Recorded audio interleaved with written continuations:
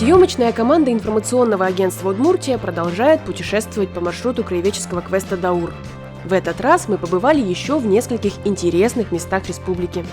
Первая точка нашей экспедиции – дом-музей Ашальчи Айки Валнашах. Настоящее имя первой удмуртской поэтессы – Лина Векшина. Ее псевдоним происходит от удмуртского названия цветка ятрышник – Ашальчи. 3 ноября 1987 года состоялось торжественное открытие первого литературного музея в нашей республике. И вот уже со дня открытия музея в этом году исполнится 33 года.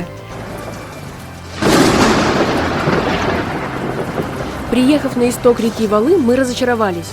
Показалось, источник пуст. И мы подумали, что своим шумом прогневали удмуртского вумурта. Но прислушавшись, поняли – да, именно здесь Вала берет свое начало.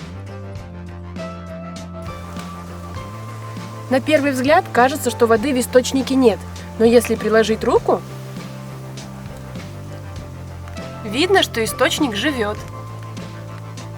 После источника мы посетили Народный музей Набат памяти в Можге.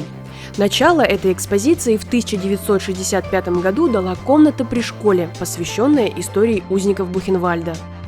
Я знаю, что где-то есть комнаты, просто не музей, а комнаты Бухенвальда, посвященные Бухенвальду, где-то в Москве, где-то в Ленинграде. Но вот у нас она как бы имеет более 2000 экспонатов личных вещей, писем, всяких фотографий именно вот этих бывших узников. С 2016 года при Набате памяти действует одноименный сводный поисковый отряд, который дважды в год отправляется на раскопки, и число экспонатов музея постоянно растет. Участвуйте в проекте «Даур», исследуйте Удмуртию вместе с нами.